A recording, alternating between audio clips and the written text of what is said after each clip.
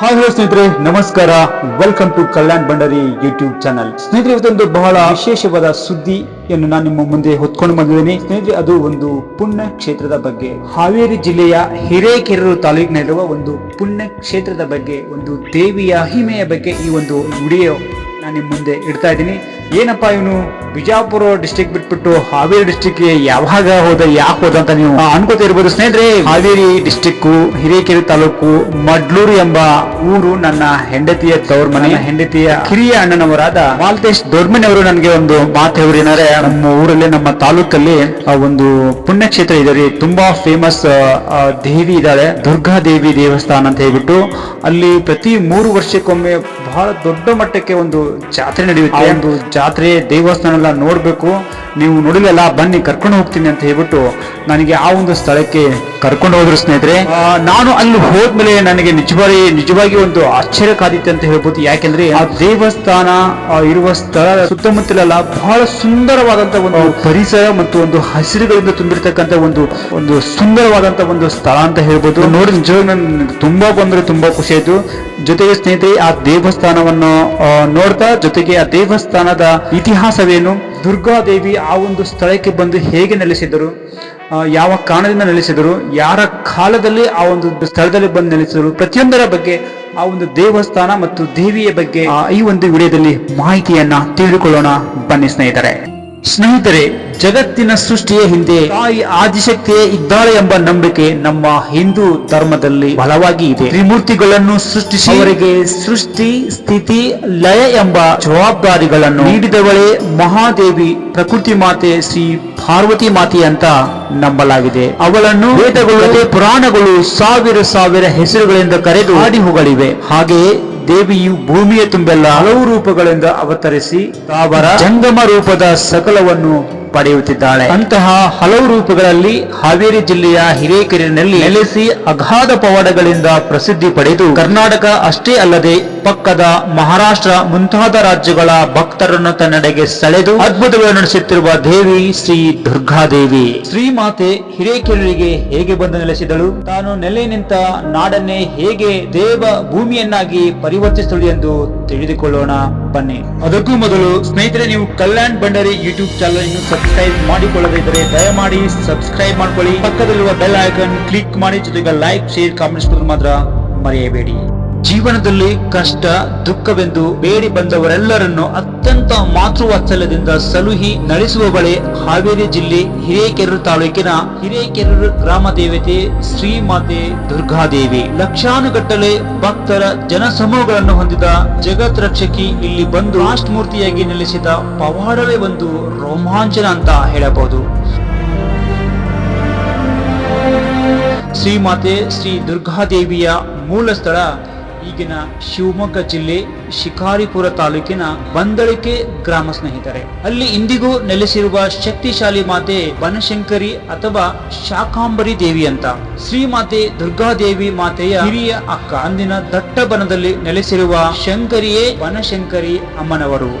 ಬನಶಂಕರಿ ಅಮ್ಮ ಹೋಳಿಗೆ, ಪಾಯಸ, ಸಿಹಿ ಪದಾರ್ಥಗಳ ಪ್ರಿಯರು ಹಾಗೂ ಶುದ್ಧ ಶಾಕಾಹಾರಿಯೂ ಆಗಿರುವಳು. ಆದ್ದರಿಂದ ಅವಳಿಗೆ ಶಾಕಾಂಬರಿ ಎಂದು ಕರೆಯುತ್ತಿದ್ದರು. ಚಿಕ್ಕವಳಾದ ಶ್ರೀ ದುರ್ಗಾದೇವಿಗೆ ಕುರಿ, ಕೋಳಿ, ಕೋಣ ಮುಂತಾದ ಪ್ರಾಣಿಗಳ ಬಲಿ ನೀಡಲಾಗುತ್ತಿತ್ತು. ಭಕ್ತರ ಪ್ರತಿ ನೈವೇದ್ಯವು ಇಷ್ಟಪಟ್ಟೆ ಸ್ವೀಕರಿಸುತ್ತಿದ್ದಳು.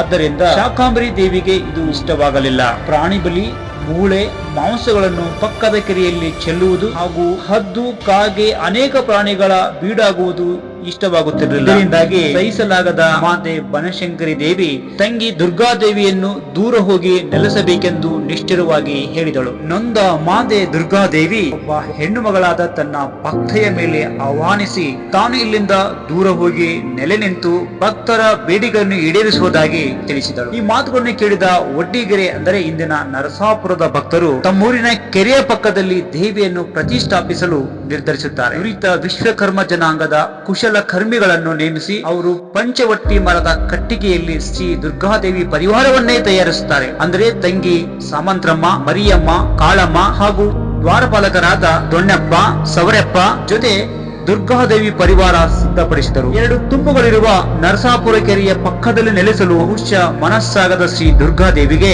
7 ತುಂಬುಗಳಿರುವ ಕೆರೆಯ ಮೇಲೆಯೇ ನೆಲೆ ನಿಲ್ಲಲು ಇಚ್ಛಿಸುವುದಾಗಿ ತನ್ನ ಭಕ್ತೆಯ ದೇಹದಲ್ಲಿ ಆಹ್ವಾನಿಸಿ ಭಕ್ತರಿಗೆ ತಿಳಿಸಿದಳು. ಈ ವಿಷಯವನ್ನು ತಿಳಿದ ನರಸಾಪುರ ಊರಿನ ಭಕ್ತರು ಭಾರವಾದ ಮನಸ್ಸಿನಿಂದ ಅಂತಹ ಕೆರೆ ಎಲ್ಲಿರುವುದೋ ಎಂದು ಹುಡುಕಾಡಿದರು. ಅಂತಿಮವಾಗಿ ಪಾಂಡವರ ವಂಶಜ ಅರ್ಜುನನ ಮರಿ ಮೊಮ್ಮಗನಾದ ಜಯಮೇಯ ರಾಜನು ಹಿರೇಕೆರೂರು ಆಸುಪಾಸಿನಲ್ಲಿ ಕಟ್ಟಿಸಿದ ಕೆರೆಯಲ್ಲಿ 7 ತುಂಬುಗಳಿರುವುದು ತಿಳಿದು ಬಂತು. ಭಾರವಾದ ಮನಸ್ಸಿನಿಂದ ದುಃಖದಲ್ಲಿರುವ ನರಸಾಪುರ ಊರಿನ ಭಕ್ತರಿಗೆ, ಈ ಊರು ನನಗೆ ತವರಿದ್ದಂತೆ, ಇಲ್ಲಿ ನಾನು ಯಾವಾಗಲೂ ಇದ್ದು ನಿಮ್ಮನ್ನು ಕಾಯುತ್ತೇನೆ ಎಂದು ತಾಯಿ ಅಭಯ ನೀಡಿದಳು.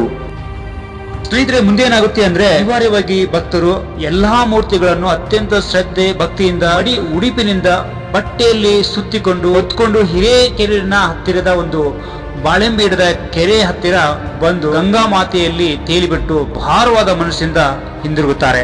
ಬಾಳೆಂಬೇಡು ಗ್ರಾಮದ ಜನರು ಗಂಗೆಯಲ್ಲಿ ತೇಲುತ್ತಿರುವ ಬಟ್ಟೆಗಳಿಂದ ಸುತ್ತಿದ ಮೂಟೆಗಳನ್ನು ಕಂಡು ಆಶ್ಚರ್ಯಚಕಿತರಾಗಿ ಎಲ್ಲರೂ ಒಟ್ಟಿಗೆ ಸೇರಿ ಅವುಗಳನ್ನು ತೆಗೆದು ನೋಡುತ್ತಾರೆ. ಅಲ್ಲಿ ಅತ್ಯಂತ ಸುಂದರವಾದಂತಹ ದೇವಿಯ ಮೂರ್ತಿಗಳನ್ನು ಕಂಡು ಪುಳಕಿತರಾಗುತ್ತಾರೆ ಸ್ನೇಹಿತರೆ. ಹಾಗೆ ಅವುಗಳನ್ನು ತಮ್ಮ ಗ್ರಾಮಗಳಲ್ಲಿ ಪ್ರತಿಷ್ಠಾಪಿಸಲು ಉತ್ಸುಕರಾಗುತ್ತಾರೆ. ಆಗ ಮಾತೆ ದುರ್ಗಾದೇವಿ ಒಬ್ಬ ವಿಶ್ವಕರ್ಮ ಅರ್ಚಕನ ಕನಸಿನಲ್ಲಿ ಕಾಣಿಸಿಕೊಂಡು, ತಾನು ಇಲ್ಲಿ ಅಣ್ಣ ವಿಷ ಪರಿಹಾರೇಶ್ವರ ನೆಲೆಸಿರುವಂತಹ ಒಂದು ಸ್ಥಳ, ಇಲ್ಲಿಂದ ಆಗ್ನೇಯ ದಿಕ್ಕಿನಲ್ಲಿ ಕೆರೆಯ ಏರಿಯಾ ಹತ್ತಿರ ತನ್ನನ್ನು ಪ್ರತಿಷ್ಠಾಪಿಸುವಂತೆ ಸೂಚನೆ ನೀಡುತ್ತಾಳೆ ಮತ್ತು ಬಾಳೆಂಬೇಡು ಗ್ರಾಮದಲ್ಲಿ ತವರಿನಂತೆ ನೆಲೆ ನಿಲ್ಲುವುದಾಗಿ ಅಭಯ ನೀಡುತ್ತಾಳೆ. ಈ ವಿಷಯ ಕೇಳಿದ ಹಿರೇಕೆರೂರು ಗ್ರಾಮದ ಗ್ರಾಮಸ್ಥರು ಎಲ್ಲರೂ ಅತ್ಯಂತ ಸಂತೋಷದಿಂದ ಹಾಗೂ ಸುಕೃತವೆಂದು ಭಾವಿಸಿ ಅತ್ಯಂತ ಸುಂದರವಾದಂತಹ ನಯನ ಮನೋಹರವಾದ ಆ ಕಾಸ್ಟ್ ಮೂರ್ತಿಗಳ ಪರಿವಾರವನ್ನು ಮಾತೆ ಹೇಳಿದ ಜಾಗದಲ್ಲಿ ಪ್ರತಿಷ್ಠಾಪಿಸುತ್ತಾರೆ. ಅಂದಿನಿಂದ ಶ್ರೀ ದುರ್ಗಾದೇವಿಗೆ ಅನನ್ಯ ಭಕ್ತಿಯಿಂದ ಹಾಗೂ ವಿಜೃಂಭಣೆಯಿಂದ ಪೂಜೆ ಕೈಂಕರ್ಯಗಳನ್ನು ಮಾಡುತ್ತಾ ಬಂದಿರುತ್ತಾರೆ. ಶ್ರೀ ದುರ್ಗಾದೇವಿಯು ಹಿರೇಕೆರೂರು ಊರಿನ ಗ್ರಾಮ ದೇವತೆಯೂ ಕೂಡ ಆಗಿದ್ದಾಳೆ. ಸ್ನೇಹಿತರೆ, ಈ ಒಂದು ಕ್ಷೇತ್ರದಲ್ಲಿ ಮೈಲಮ್ಮ, ಗೊಬ್ಬರದಮ್ಮ, ಸಿಡಿಬಿನಮ್ಮ ಮೂವರನ್ನು ಪ್ರತಿನಿಧಿಸುವ 3 ಮುಖಗಳಿರುವ ದೊಡ್ಡ ಹೆಬ್ಬಾಗಿಲಿರುವ ಒಂದೇ ದೇಹಧಾರಿಯಾಗಿ ಅನೇಕ ರೋಗಗಳನ್ನು ನಿವಾರಿಸುವ ದೇವಿಯಾಗಿದ್ದಾಳೆ. ಎಡಭಾಗಕ್ಕೆ ಕೆಮ್ಮಿನಮ್ಮನ ವಿಗ್ರಹವಿದೆ. ಇಲ್ಲಿ ಹುಣಸೆ ಹಣ್ಣು ಮತ್ತು ಉಪ್ಪು ನೈವೇದ್ಯವಾಗಿ ಅರ್ಪಿಸುವುದರಿಂದ ಕೆಮ್ಮು ನಿವಾರಣೆ ಆಗುತ್ತದೆ ಎಂದು ಪ್ರತೀತಿ ಇದೆ. ಕರ್ನಾಟಕದ ಮೂಲೆ ಮೂಲೆಗಳಿಂದ ಮಹಾರಾಷ್ಟ್ರ, ತಮಿಳುನಾಡು ಹಾಗೂ ಆಂಧ್ರ ಪ್ರದೇಶದಿಂದ ಲಕ್ಷಾನುಗಟ್ಟಲೆ ಭಕ್ತರು ತಾಯಿಯ ಕೃಪೆ ಪಡೆಯಲು ಬರುತ್ತಾರೆ. ಪ್ರತಿ 3 ವರ್ಷಕ್ಕೊಮ್ಮೆ ನಡೆಯುವ ಜಾತ್ರೆ ದೇಶಾದ್ಯಂತ ಪ್ರಾಮುಖ್ಯತೆ ಪಡೆದಿದೆ. ದುರ್ಗಾದೇವಿಯ ಪವಾಡಗಳನ್ನು ಹೇಳುತ್ತಿರದು, ಅವುಗಳನ್ನು ಪಟ್ಟಿ ಮಾಡಲು ಅಸಾಧ್ಯ ಅಂತ ಕೂಡ ಹೇಳಬಹುದು. ಹಿರೇಕೆರೂರಿನ ದುರ್ಗಾದೇವಿ ನಿಮಗೆ ಆಯುಷು, ಆರೋಗ್ಯ ಎಲ್ಲವನ್ನು ಕೊಟ್ಟು ಕಾಪಾಡಲಿ ಎಂದು ಪ್ರಾರ್ಥಿಸುತ್ತೇನೆ. ಸ್ನೇಹಿತರೆ, ಇಂತಹ 10 ಹಲವು ಕುತೂಹಲಕಾರಿ ವಿಷಯಗಳ ನೋಟಿಫಿಕೇಶನ್ಗಾಗಿ ಕಲ್ಯಾಣ್ ಬಂಡರಿ ಯೂಟ್ಯೂಬ್ ಚಾನಲ್ ಸಬ್ಸ್ಕ್ರೈಬ್ ಮಾಡಿ, ಪಕ್ಕದಲ್ಲಿರುವ ಬೆಲ್ ಐಕಾನ್ ಕ್ಲಿಕ್ ಮಾಡಿ, ಜೊತೆಗೆ ಲೈಕ್, ಶೇರ್, ಕಾಮೆಂಟ್ಸ್ ಕೊಡಲು ಮಾತ್ರ ಮರೆಯಬೇಡಿ. ಧನ್ಯವಾದಗಳು.